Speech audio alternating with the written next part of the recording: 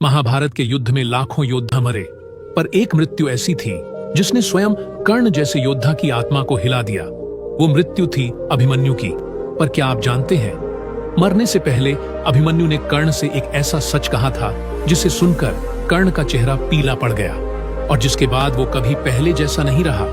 उस पल जो हुआ उसे न वेदों में लिखा गया, न किसी ग्रंथ में दर्ज है, पर वो रहस्य आज आप जानेंगे। महाभारत युद्ध का 13वां दिन। दुर्योधन ने अपनी सारी सेना एक ऐसी रचना में बांध दी जिसे तोड़ना लगभग असंभव था। वो रचना थी चक्रव्यूह। कौरवों के सेनापति द्रोणाचार्य ने चक्रव्यूह की रचना की। चक्रव्यूह इतना शक्तिशाली होता है कि जो योद्धा एक बार इसमें फंस जाए उसका निकलना लगभग नामुमकिन था।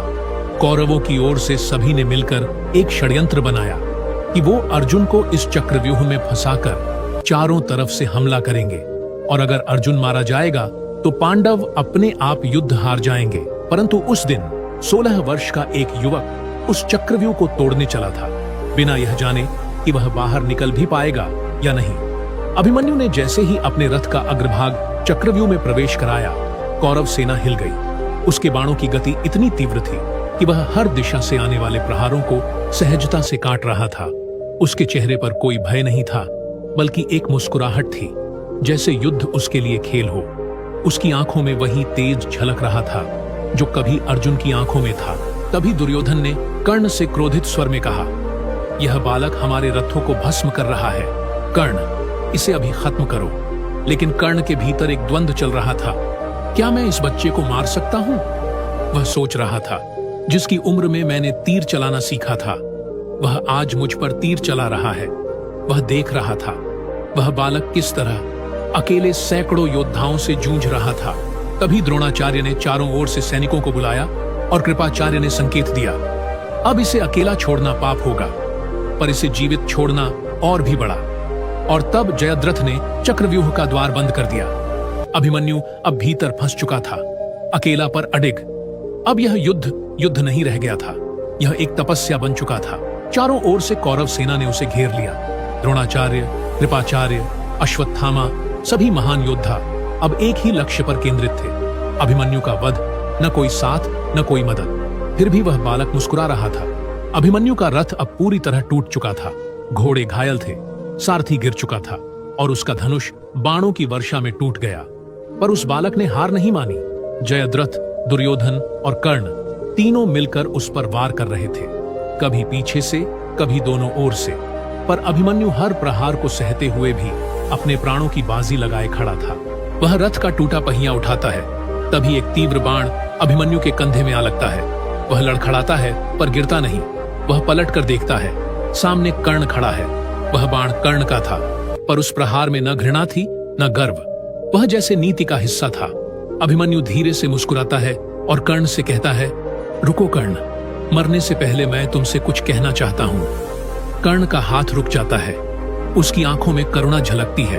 उस क्षण जैसे युद्ध थम गया, तीरों की आवाजें धीमी पड़ गई और केवल 2 योद्धा रह गए, एक 16 वर्ष का वीर और एक सूर्यपुत्र। एक बालक मृत्यु के द्वार पर खड़ा था और उसके सामने वह योद्धा था जो स्वयं अपने भाग्य की बेड़ियों में जकड़ा था।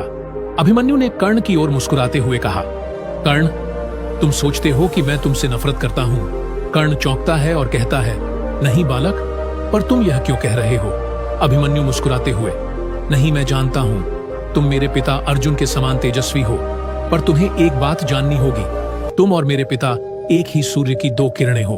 बस फर्क इतना है, एक किरण को समाज ने अपनाया और दूसरी को ठुकरा दिया। कर्ण कांपती आवाज में, क्या कहना चाहते हो तुम? अभिमन्यु ने कहा, मैंने मां कुंती से सुना है कि उनका पहला पुत्र भी अर्जुन जितना महान है, पर उसने अपने धर्म को दूसरों की छाया में खो दिया। कर्ण, वो पुत्र तुम हो। कर्ण स्तब्ध रह जाता है।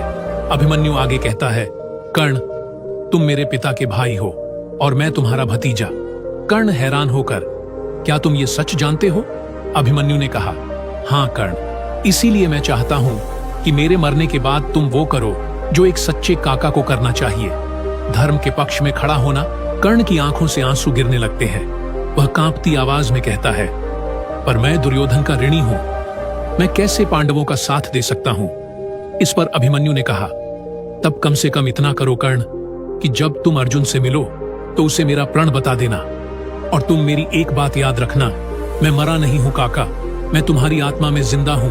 कुरुक्षेत्र की उस भूमि पर केवल एक योद्धा नहीं मरा, बल्कि एक सत्य जीवित हुआ जो कर्ण को भीतर से तोड़ गया पर उसे मानव बना गया।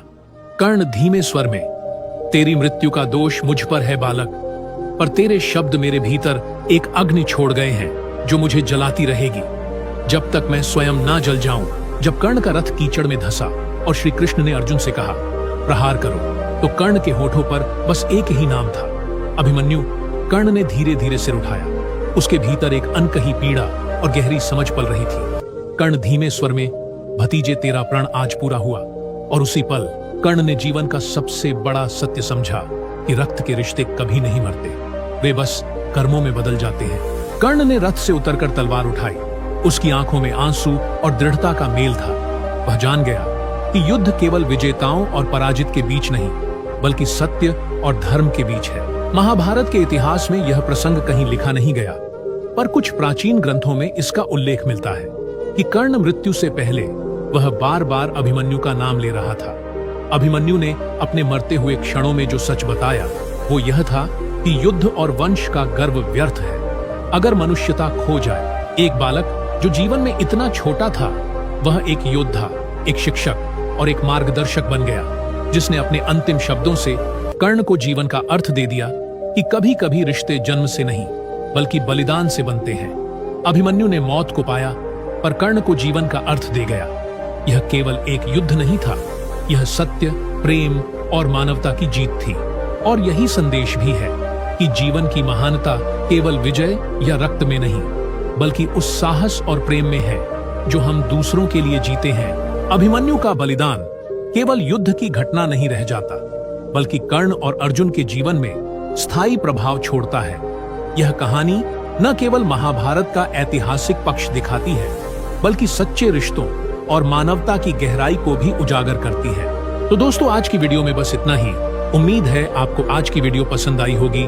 वीडियो पसंद आई हो तो वीडियो को लाइक करके वीडियो को शेयर करें। धन्यवाद।